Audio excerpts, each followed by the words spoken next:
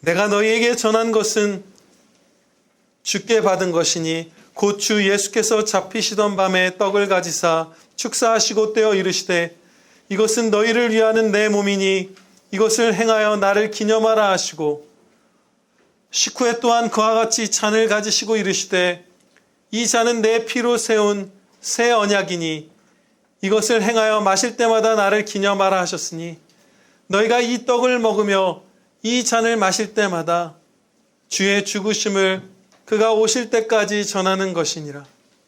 그러므로 누구든지 주의 떡이나 잔을 합당하지 않게 먹고 마시는 자는 주의 몸과 피에 대하여 죄를 짓는 것이니라. 사람이 자기를 살피고 그 후에야 이 떡을 먹고 이 잔을 마실지니 주의 몸을 분별하지 못하고 먹고 마시는 자는 자기의 죄를 먹고 마시는 것이니라. 그러므로 너희 중에 약한 자와 병든 자가 많고 잠자는 자도 적지 아니하니 우리가 우리를 살폈으면 판단을 받지 아니하려니와 우리가 판단을 받는 것은 주께 징계를 받는 것이니 이는 우리로 세상과 함께 정죄함을 받지 않게 하려 하심이라. 아멘.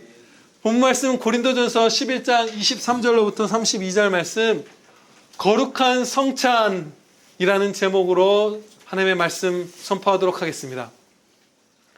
본문 말씀은 이 벨직 신앙고백서 제35항 성찬의 성례에 관하여라는 신앙고백의 근거 구절 말씀들 가운데 하나입니다.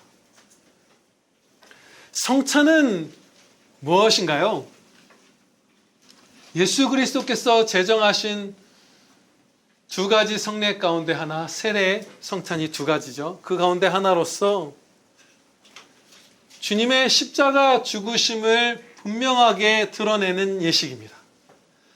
십자가에서 죽으신 그 주님의 죽으심을 밝히 기념하고 전하는 것이 바로 이 성찬이에요. 유일한 구원자이신 예수 그리스도를 기념하는 예식이다 이렇게 하셨는데, 특별히 더 분명하게 그 구원자께서 우리를 위해 죽으셨다, 이것을 나타내는 거예요. 아주 기쁨의 예식이죠. 그리스도께서 죽으신 것이 왜 그토록 중요할까요? 주님의 보배로운 피로만 우리가 죄사함을 받을 수 있기 때문입니다. 우리의 죄값을 다른 어떤 것으로도 치를 수가 없어요. 무엇으로 치를 수 있겠어요? 주님이 이 십자가 보혈로 우리의 죄를 다 씻어주셨는데, 마귀들은, 그리고 세상 사람들이죠, 마귀의 세력에 속한 그들은 이런 식으로 교묘하게 공격할 때가 있습니다. 그래, 너희의 죄값을 그리스도가 치렀다고 치자. 그러면 죄 없는 그리스도에게 너희의 죄를 이렇게 하나님께서 짊어지우셨으면 하나님은 과연 정의로운 분이라고 할 수 있느냐? 갑자기 그 주권을 가지고 얘가 죄졌는데 얘의 죄를 가져다가 대신 네가 죽어라 했다면 그게 과연 정의로운 처사냐? 이렇게 공격하기도 합니다. 그런데요, 그리스도께서는 갑자기 저와 여러분의 죄값을 치르게 되신 제3자가 아닙니다. 그리스도는 누구시죠? 하나님이세요. 하나님께서는 성자 하나님께 죄를 짊어지게 하신 거예요. 하나님 자신이 우리의 죄값을 치르신 거예요. 제3자에게 지우신 게 아니라 죽으실 수 없는 하나님이 참 하나님이시면서 참 사람이 되셔서 성육신이라고 하는 그 신비의 역사죠. 성육신 하셔서 인성을 따라서, 신성을 따라서는 죽으실 수 없어요. 죽으신 적이 없어요. 피 흘리신 적 없어요. 그 인성을 따라서 우리의 죄값을 짊어지시고 죽어주신 것. 그래서 제3자에게 불의하게 짐을 지우신 것이 아니라 성삼위일체의 한 분 하나님, 그 성자 하나님께서 우리 대신 죽으신 것, 그 성자 하나님께 우리의 죄값을 성부 하나님이 짊어지게 하신 것, 그 정의로운 사역이 바로 십자가 구원입니다. 놀라운 일인 것이죠. 기쁨의 사역이에요. 그래서 우리가 이것을 밝히 기념하는 것이에요. 바르게. 죄인의 죄값을 치를 단 하나의 방법이 바로 그리스도께서 십자가에 달려 죽으시는 것이에요. 네. 예전에도 우리가 배웠지만 그냥 죄 없는 한 사람이 우리 대신 죽었다면 한 죄인의 죄값 정도만 치를 수 있었을 거예요. 그냥 단지 사람일 뿐이라면. 그런데 참 하나님이시면서 참 사람인 그런 예수 그리스도께서 죽으셨기 때문에 그 피가 우리 모두의 죄값을 치르고도 남는 값어치를 갖는 것이에요. 유일한 방법이에요. 예수님께서 죽으시는 것이 우리가 구원받을. 그래서 이 성찬을 주신 거예요. 가장 중대한 이 십자가 복음을 수호하는 것이에요. 새기고 누리고 우리가. 이처럼 성자 하나님이신 그리스도께서 종의 몸을 입고 이 땅에 오셔서 피 흘려 죽으신 이 중대한 구원사역, 유일한 구원사역이기 때문에 성찬은 매우 엄중하게 거행해야만 합니다. 아주 엄중하게, 엄숙하게. 그러면서 동시에 기쁨의 잔치예요. 성경 말씀에서 예수 그리스도께서 십자가 구원을 이루신 뒤에 그 사역에 대해서 기쁨 없이 막 무겁게 슬픔으로 묘사한 적이 단 한 번도 없어요. 성찬은 반드시 우리가 기뻐하면서 그러면서 엄숙하게 치러야 할 예식이에요. 엄중함과 기쁨이 공존하는 것이죠. 그런데 엄중함과 기쁨이 서로 상반되는 것인 것처럼 오해하는 오류가 교회 안에 많이 들어와 있습니다. 그래서 얼마나 많이 교회들이 그저 밝고 재밌고 막 유쾌하고 외향적이고 막 이런 것들만 추구하는지 몰라요. 굉장히 두렵고 떨리고 엄중하고 무섭고 막 조심해야 되고 이런 것들은 많이 삭제시켰죠.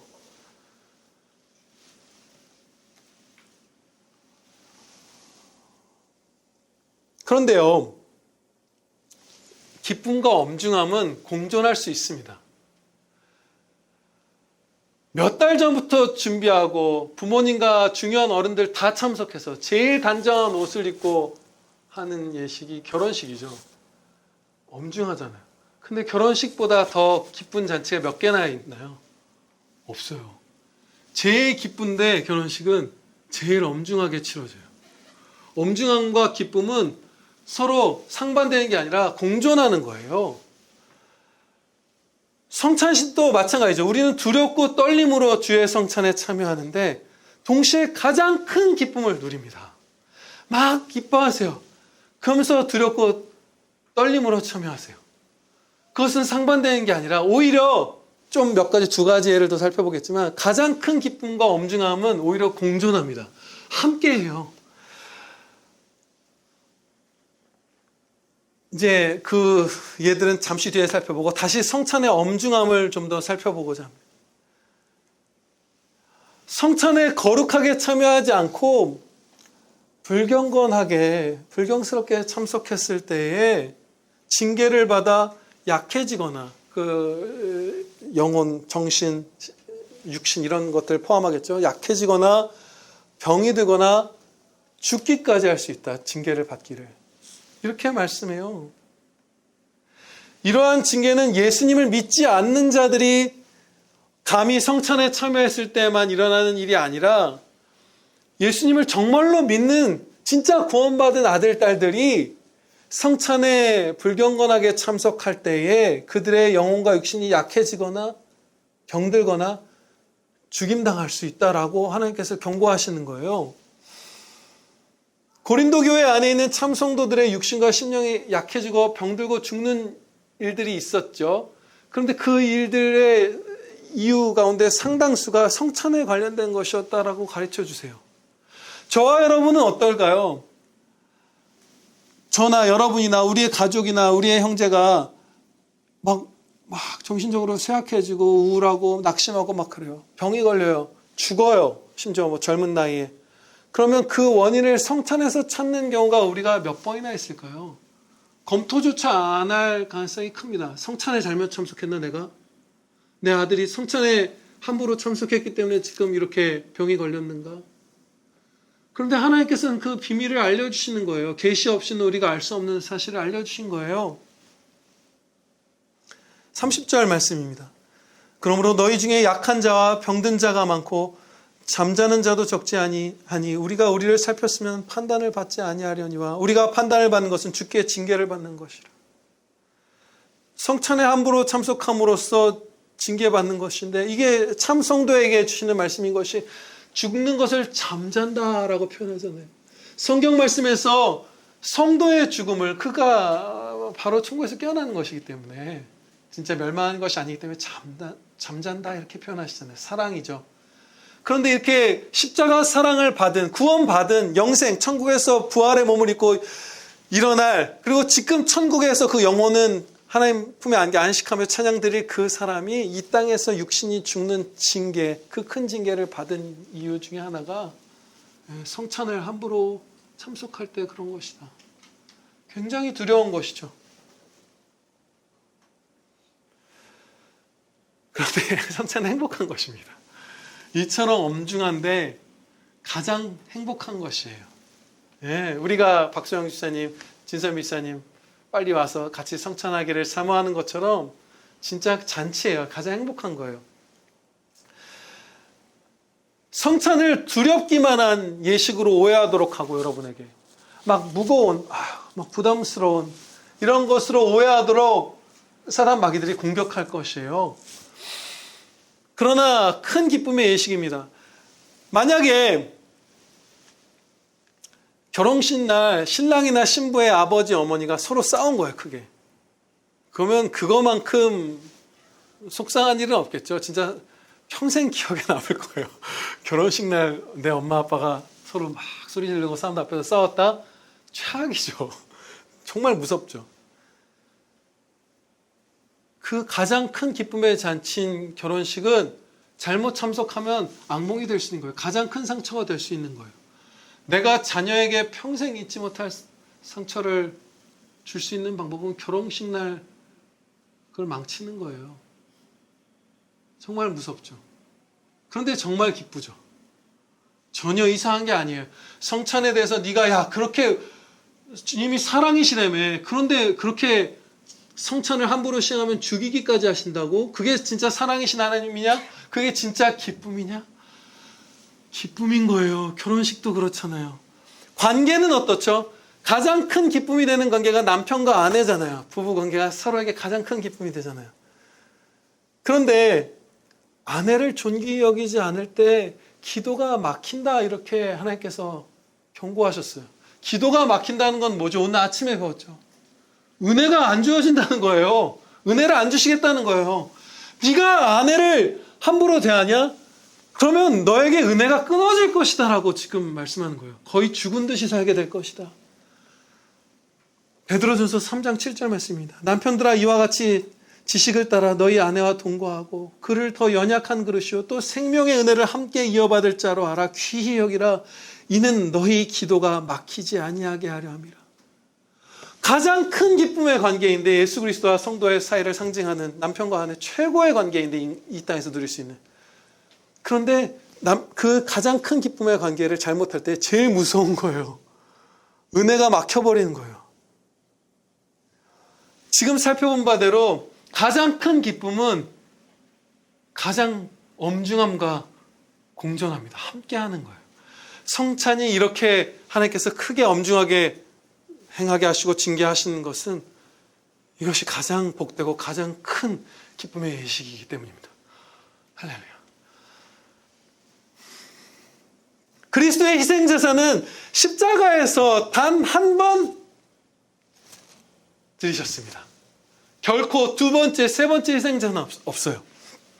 그런데 성찬은 그 희생제사를 기념하는 것일 뿐인 것이죠. 다시 반복되는 게 아니에요. 그런데 로마 카톨릭에서는 미사를 행하잖아요. 매주. 혹은 매일도 하죠. 그 미사가 희생제사라고 그들은 가르쳐요. 그들의 그 교리서를 보면 미사는 희생제사다라고 못 받고 있어요. 그런데 하나님께서는 희생제사는 십자가에서 단 한 번밖에 없었다. 그것으로 다 이루었다. 그리고 성찬은 기념하는 것이라. 그걸 전하는 것이다. 한 번의 희생제사를. 이렇게 가르치죠. 이 희생제사, 십자가를 모독하는 카톨릭의 미사에 대해서 웨스트민스터 신앙고백서를 기록한 이 교회사 가운데 가장 경건하고 많은 지혜를 받았던 이 청교도 목사님들이 많이 분노했습니다. 이렇게 기록하고 있어요. 그 신앙고백서에서. 로마 카톨릭 교회에서 행하는 미사의 희생제사는 택함받은 사람들의 모든 죄를 대신한 유일한 화목제물이자 희생제사인 그리스도의 희생을 가장 혐오스럽게 손상시키는 것입니다. 아주 강력한 표현이 사용되었죠. 아주 혐오스럽게 손상시킨다. 가장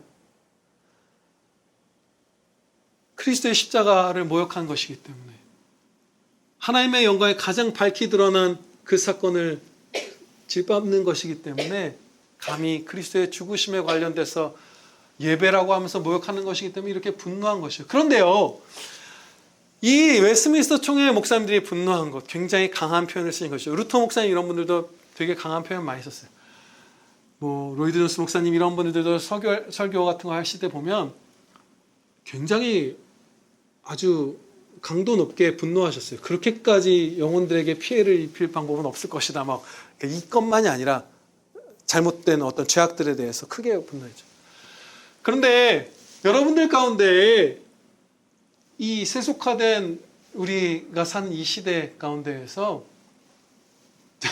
제가 하나님의 말씀을 선포하면서 분노하는 모습을 보면서 아니 좀 밝고 좋게 포용하고 따뜻하게 하지 저렇게까지 뭘 분노하는가?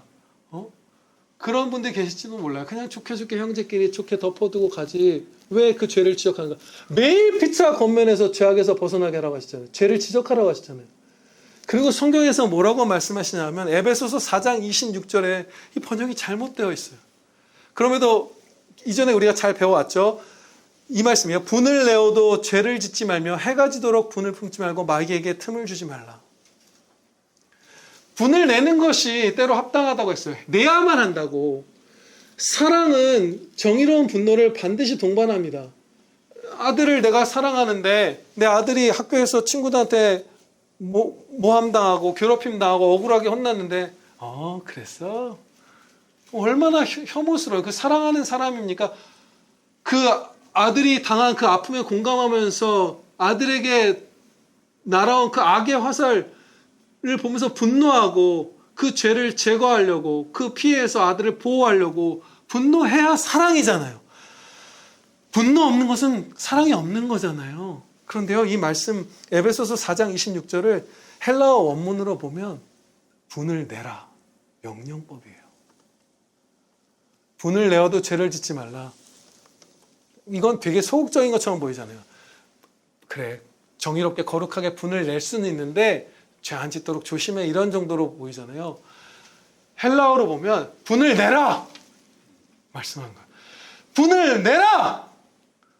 죄악된 그 신자들과 형제들의 언사의 행동에 미사에 어떤 것이든지 죄악 앞에서 분을 내라. 그러나 죄를 짓지 말라는 것은 뭐죠? 그 이웃을, 그 원수를, 그 형제를 미워하지 말라. 사랑하라. 그의 죄를 지적하라. 바울 사도가 공개적으로 베드로 사도의 죄를 드러냈잖아요. 그럼 미워한 건가요? 죄를 범한 건가요? 아니죠. 거룩한 분노예요. 그러면서 사랑하면서 형제의 죄를 지적하는 거예요. 분을 내지 않을 때에 죄악 앞에서, 저와 여러분의 죄악 앞에서, 이 한국교회와 세계교회의 죄악 앞에서, 세상의 죄악 앞에서 저나 여러분이 분을 내지 않을 때 오히려 염려하시기 바랍니다. 하나님께서 명령하셨어요. 분을 내라. 그러나 사랑하라. 사랑하라. 사랑하라. 그러나 분을 내라. 미사에는 역시나 그분들이 하는 그 행동에 일관되게 나타나는 것처럼 일반 성도들을 대비해서 사제들 자신들을 높이는 의도가 들어 있습니다. 미사는 그들이 얘기해요. 미사를 통해서 죄를 사함받을 수 있다. 미사가 있어야만 한다. 특히 작은 죄들은 미사를 통해서 다 사함받을 수 있다. 이런 식으로 얘기해요. 미사는 누가 행할 수 있죠? 사제만 행할 수 있어요. 회개를 사제를 통해서만 할 수 있는 거예요. 성경 말씀에서 가르쳐 주신 회개는 어떤 것이죠? 저와 여러분이 주 예수 그리스도 안에서 예수 그리스도의 이름으로 하나님의 은혜의 보좌 앞에 나아가서 이런 죄를 고백하고 용서해 주시옵소서, 이 죄악을 이기게 해 주시옵소서 기도하고 하나님의 말씀을 따라 순종할 힘을 주시옵소서 하면서 그 한 걸음을 내디딜 때 그것이 회개잖아요. 하나님 앞에 그 은혜의 보좌에 앉으신 우리 아버지, 우리를 사랑하는 아버지 앞에 내가 직접 나가서, 여러분이 직접 나가서 회개하는 거잖아요. 근데 아니야. 사제들이 있어야지 니네 죄가 용서받을 수 있어라고 말하는 게 미사예요. 그리고 거기서 더 나갑니다. 큰 죄들은 고해 성사를 해야만 한다고요. 그분들은 성례에 뭔가를 덧붙였죠. 세례와 성찬만이 성례인데 고해 성사라는 성례도 있어. 큰 죄는 신부 앞에 그 죄를 고백하면서 회개해야 니네가 용서받을 수 있어. 안 멸망해. 하나님과 일반 성도 사이에 사제들을 끼워 넣은 거예요. 굉장히 높은 자로서 교만하게, 어마어마하게 끔찍하게 사제들의 권한을 높인 것이죠. 그래서 분노하는 거예요. 십자가를 모욕하면서 성도들의 회개의 그 용서받는 길을 막고 있는 거예요. 심지어 성찬에 포도주는 사제들만 마실 수 있게 하잖아요. 떡만 먹게 하잖아요. 지금 10억 명이 넘는 카톨릭 신자들이 그렇게 성찬에 참여하고 있잖아요. 성찬도 아니죠. 미사, 가짜 성찬에. 그래서 분노하는 거예요. 분노하라. 분을 내라. 하신 말씀대로. 그러나 우리는 그분들을 사랑해야 합니다. 가톨릭이든 무슨 세례를 거행하지 않는 구세군이든 퀘이커든 동방 종교에서 무슨 이상한 성례들을 하든 우리는 사랑해요. 그 가운데 참 성도도 사랑하고 가짜 성도, 위선자분도 사랑하고 우리의 원수도 사랑합니다. 사랑하나 그 하나님의 말씀, 하나님의 영광을 훼손하려는 그 시도 앞에서는 분노하는 거예요. 그러나 사랑하고. 각 성도는 성찬을 준비하라 이렇게 하나님께서 명하셨어요. 어떻게 준비해야 할까요? 자기를 돌아보라 이렇게 말씀하시잖아요. 그리고 주의 몸을 분별해야 한다. 이렇게 말씀하시죠. 이 성찬의 의미를 정확하게 알고 자신을 점검하는 것입니다. 예수 그리스도를 내가 정말로 아는가? 바르게 아는가? 그리스도의 십자가 복음을 바르게 배워서 알고 있는가? 그리고 믿는가? 내가 주님을 사랑하는가?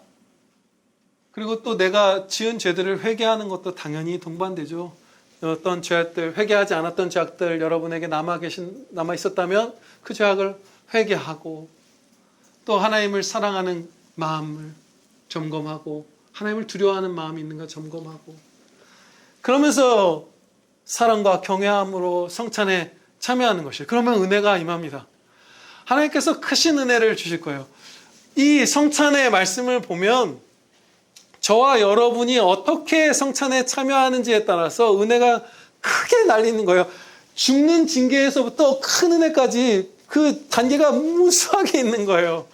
성찬에 참여했는데 글쎄 그닥 기쁨이 없었는데 큰 은혜 모르겠는데 큰 위로 이런 거 확신 담대함 이랬다면 성찬을 거행할 그 성찬에 보이는 말씀과 함께 들리는 말씀을 전한 제가 잘못했거나 아니면 여러분들의 잘못이거나 둘의 잘못이 겹쳐 있는 것이겠죠.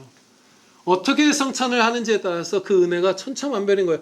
기대감을 가지시기 바랍니다.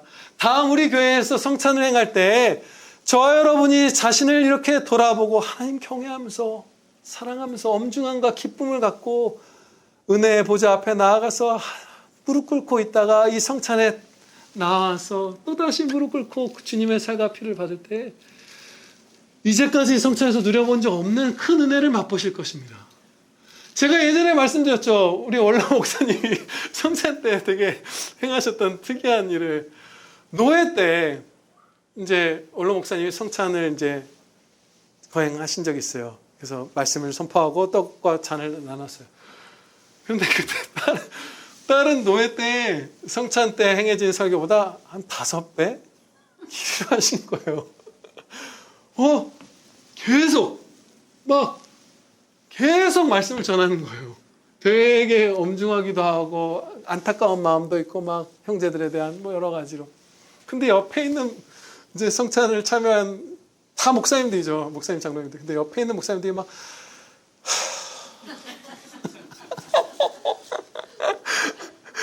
저는 근데 그 목사님 설교를 들으면서 다 은혜로웠어요. 다 맞다. 눈물 나면서 들었어요. 맞지. 그런데 제 아버지잖아요. 이제 아빠라는 표현이 제 아빠잖아요. 그러니까 옆에서 한숨 쉬는 게 너무 막 긴장되는 거예요. 제 아버지만 아니었으면 전 편하게 정말 은혜 입으면서 눈물 펑펑 쏟았을 설교인데 막 긴장과 그 감격이 공존하는 그런 설교였어요. 그런데 제가 말씀드렸죠. 제 바로 앞에 옆에 이렇게 옆칸에 앉았던 목사님이 그 성찬을 끝나자마자 하는 얘기가, 노예 가끔 빠지시는 분이고 노예 빠지는 목사님들 많습니다. 마음 힘들고 몸도 힘들고 내가 이 성찬에 참여하게 해주려고 이 노예에 나오게 해주셨구나. 진짜 하나님 경외하면서 설교하셨거든요. 그 성찬을 거행하시고 때우듯이 시간 없으니까 점심 빨리 먹어야 되니까 월요일 쉬는 날인데 회의하는 거 지겨우니까 때우듯이 하고 이런 거 아니고, 형제들 가운데 우리 노예 안에 있는 죄악에 눈 감아버리고 분노하지 않는 것도 아니고, 사랑으로 권면하지 않는 것도 아니고, 가엾게 여기지 않는 것도 아니고, 안타깝게 여기지 않는 것도 아니고, 주님 사랑하지 않는 것도 아니고, 그거 다 가진 마음으로 설교하고 성찬을 했거든요. 그러니까 그 한숨 쉰 게 뭐였냐 하면 지겹다가 아니라 회개하고 탄식한 거예요. 십자가 은혜를 받은 거예요. 회개하면서. 무슨 얘기하다 이 말씀을 예를 들었죠? 예! 성찬을 우리가 주님 앞에 무릎 꿇고 자기를 돌아보고 회개하고 은혜 구하면서 참여하면 이렇게 큰 은혜를 누리실 거예요. 제가 여기서 설교를 끝내면 집에 하나 남은 게 있어요. 이거 꼭 말씀드려야 돼요. 여러분 점검하시는데 내가 이 성찬에 참여하는 게 부적절한 자처럼 느껴질 수 있어요. 아, 주님을 내가 너무 적게 사랑하잖아. 이런 마음들. 믿음이 내가 너무 약하잖아. 내가 주님에 대한 지식이 너무나 적잖아. 여러 가지 염려가 있을 수 있습니다. 그런데요, 여러분 안에 하나님을 사랑하는 게 적어서 슬픔이 있고, 더 사랑하고 싶고 하나님을, 죄를 하나님께 범하는 게 무섭고 슬프고 고통스럽고 그 죄를 버리고 순종하고 싶은 마음이 있으시다면 다시 우리의 그 웨스트민스터 선배님들의, 형제들의 표현을 빌게요. 성찬에 참여할 수 있을 뿐만 아니라 참여해야만 합니다. 주님께서 그런 근심하는 여러분이 참여해서 확신 갖고 기쁘게 살기를 기뻐하십니다. 기도드리시겠습니다. 아버지 하나님 감사합니다. 이 감사하다는 기도를 빨리 드리고 싶을 만큼 아버지 감사합니다. 저희에게 생명의 말씀 이렇게 넘치도록 베풀어 주심을 아버지 감사합니다. 이 말씀이 저희 심령에, 하나님의 말씀만이 저희 심령에 뿌리내리게 해주시고 깊고 폭넓고 풍성하게 뿌리내리게 해주시오며 평생에 날마다 30배, 60배, 100배의 풍성한 열매 맺으며 주님 품 안에서 기뻐하며 찬양하며 하나님 전심으로 사랑하며 두려워 떨며 그 앞에서 복되게 살게 하여 주시옵소서. 감사하신 구주 예수 그리스도의 이름으로 기다려옵나이다. 아멘.